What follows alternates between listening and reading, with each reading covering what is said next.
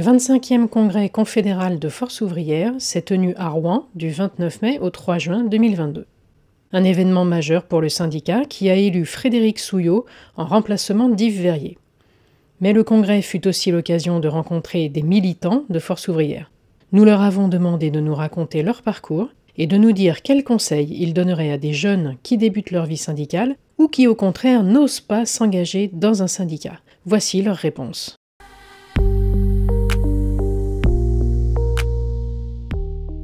Alors au début c'était pour les mutations, comme tous les jeunes professeurs stagiaires, parce qu'on n'a pas envie de se retrouver forcément à l'autre bout de la France.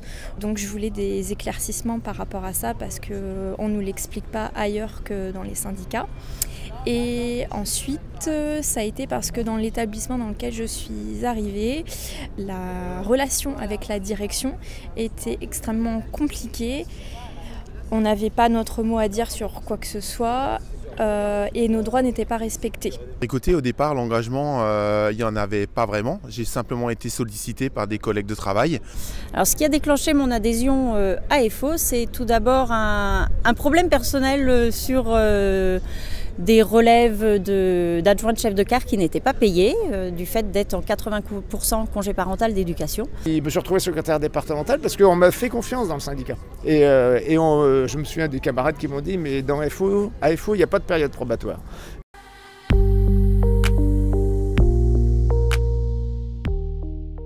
Au début, ça m'avait fait un petit peu peur parce que je me suis dit, moi je suis jeune, je connais rien, je vais pas savoir répondre aux questions. Et au fur et à mesure de discuter avec des gens, j'ai appris beaucoup de choses et j'apprends encore tous les jours.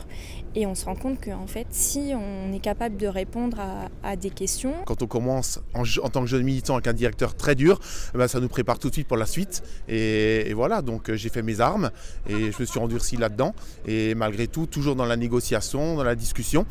Alors mes débuts, tout le monde a eu les lois Macron, hein, donc la représentativité dans les CSE avec les hommes et les femmes. Donc on est un petit peu venu me chercher pour être sur les listes. Il faut savoir qu'à ce moment-là, moi je visais une place de chef d'équipe. Et donc j'avais dit, me mettez pas trop haut dans les listes et puis on verra ce que ça donnera. Et le résultat de FO sur le site de La Hague a été tel que je me suis trouvée élue.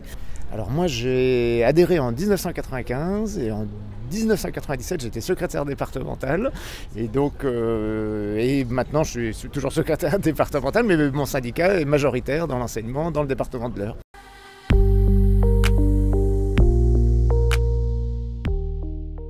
ne faut pas avoir peur, il faut se lancer et plus on sera unis dans le combat et plus on arrivera à faire de choses ensemble.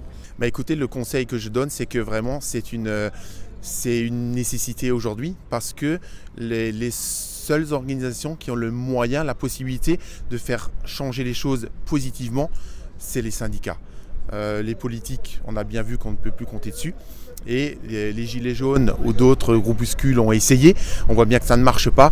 À l'heure d'aujourd'hui, il n'y a que les syndicats qui ont le droit statutaire de négocier avec le gouvernement pour faire évoluer les choses. Si j'ai un conseil à lui donner, c'est que s'il a envie de s'engager, qu'il le fasse. Il ne sera pas tout seul. FO, c'est une équipe. Si on n'a pas la réponse, on va la chercher auprès des anciens et voilà, on n'a pas l'inscience infuse en 5 minutes. Un non-syndiqué, je lui dis de se syndiquer parce que syndiqué, il n'est plus isolé. Et en fait, il n'est pas seul parce qu'il a toute la force et la puissance du syndicat derrière lui. Et ça, tous les patrons le savent. Et le deuxième conseil, c'est en fait de participer aux instances du syndicat et aux stages de formation du syndicat. Parce que instruit par le syndicat et aidé par le syndicat, il sera beaucoup plus fort. Et le patron en face le sait, ça. Parce qu'un jeune, il est plus fragile. Il est plus exposé, il ne connaît pas ses droits.